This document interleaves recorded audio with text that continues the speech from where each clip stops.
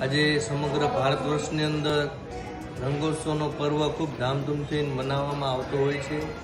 ત્યારે સાળંગપુર ધામની અંદર શ્રી કષ્ટભંજન હનુમાનજી મહારાજના સાનિધ્યમાં દાદાને સંગે ભક્તિના રંગે આ આનંદ ઉત્સવ કરવાનો છે।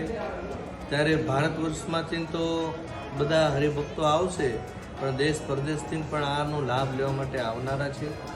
અત્યારે આપણે બધા જોઈએ છીએ પૂર્વ તૈયારીઓ ખૂબ તડામાર ચાલી રહી છે। જેવી રીતના વૃંદાવનની અંદર રાજા રાણીની પાસે ખૂબ સુંદર અને ભવ્ય આખા ભારત વર્ષનો ઉત્સવ ઉજવાતો હોય, એવી જ રીતના ગુજરાત લેવલે અહીંયા સાળંગપુર ધામમાં હનુમાનજી મહારાજના ભક્તિના રંગે આ આપણે બધાએ રંગાવાનું છે।